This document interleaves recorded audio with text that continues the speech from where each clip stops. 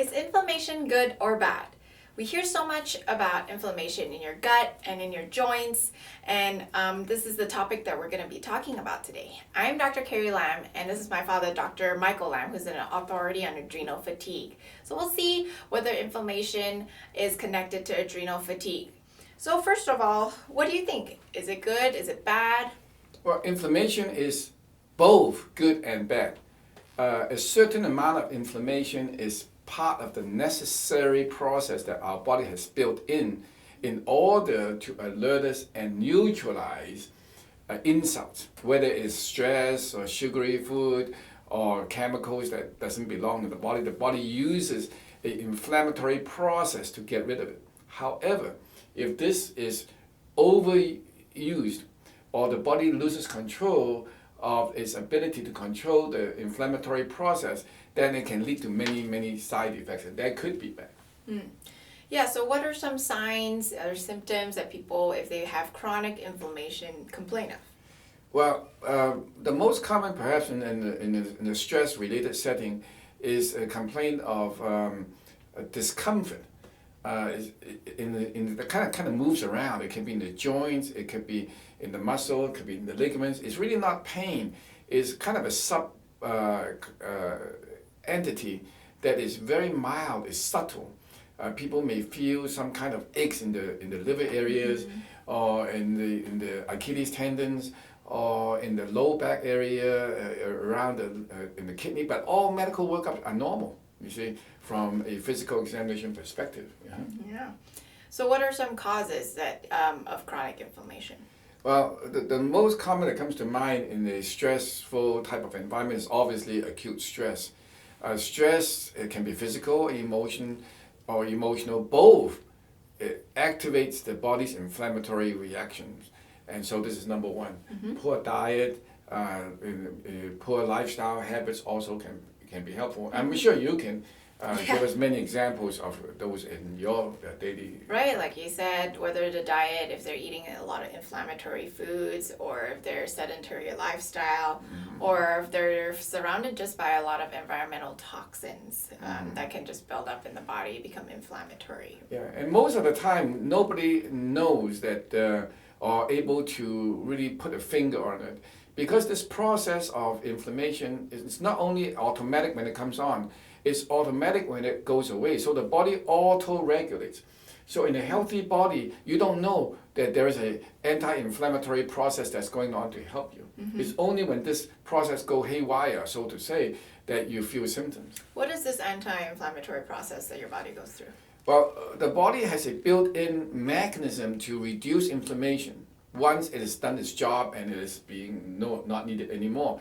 And partly is cortisol driven, partly is detoxification driven. It's all part of the neuroendometabolic stress response the body has built in already to regulate this problem. So at first, when the body faces stress, inflammation comes on, the anti-inflammatory mechanism is deployed, and when it's done the job, the anti-inflammation processes slow down and the body returns to normal.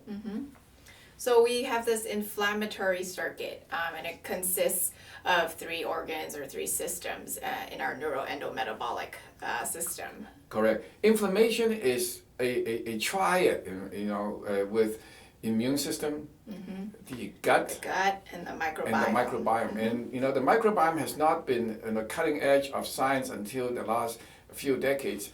Especially now, we realize how important the gut is in terms of the microbiome. The microbiome is actually the bacteria, good and bad, that lives in our gut, and they're responsible not only to break down food, but responsible for neurotransmitter function, responsible for immune function.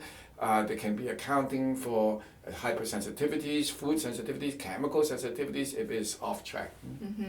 And then the immune system also gets affected by inflammation. Well, the immune system is already built in, and is a system that is auto-activated again when faced with stress and foreign insult. So it's very much part of the overall inflammatory cycle. Right, the B cells, the T cells, the macrophages all come out to fight inflammation. Yeah, and that's the way our body is built. It has redundancy.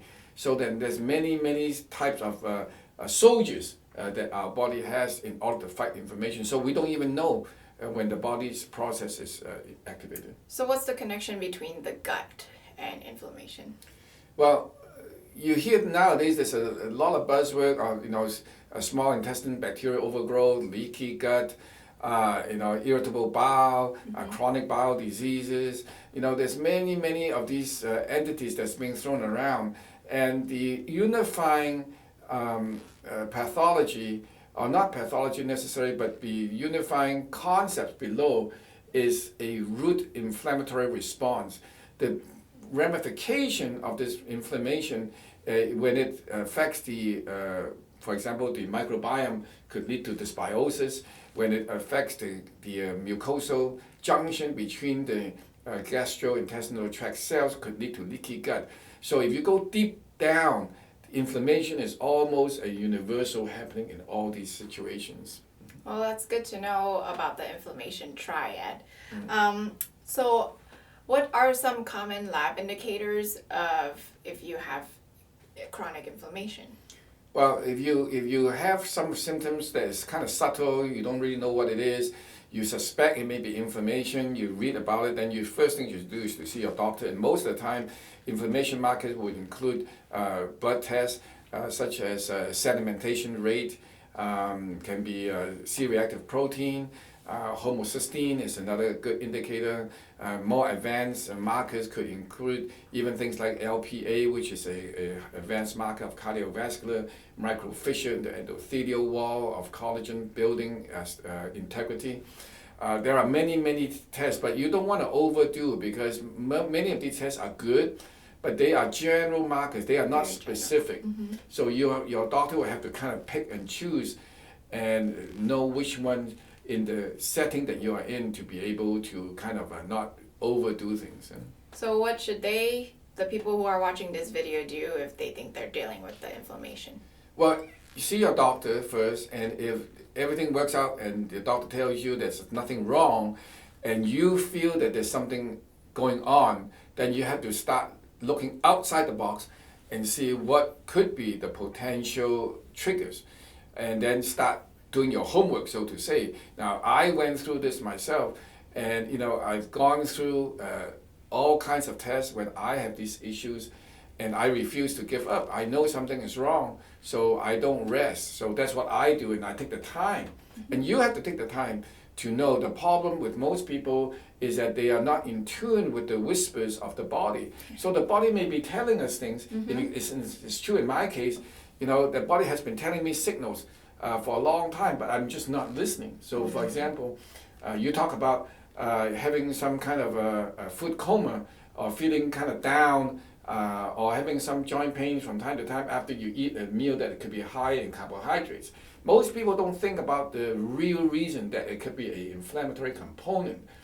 Yes, it may be an insulin component, maybe a sugar balancing component, but there are multiple components that it could be involved. So you have to go through a very detailed study, and that's the best way to find out what's really going on. Right. Inflammation is such a broad subject. We can spend hours on this. The important thing is not to get carried away, but to look at it from afar and say, hey, I'm not really right. I feel kind of draggy. I don't feel very steady. I feel not so grounded. And then take the proper action to find someone to kind of decipher for you. The good news with inflammation is because it is an auto-regulated process. If you give the body the right tools to help the body, then oftentimes the inflammation process will tend to be controlled. And when that happens, you will feel vitality. You feel just the body being more light, more grounded, as I said. And it's just an overall fantastic feeling that you will never give up once you are able to control it well. So find your healing. Thank you for watching with us today.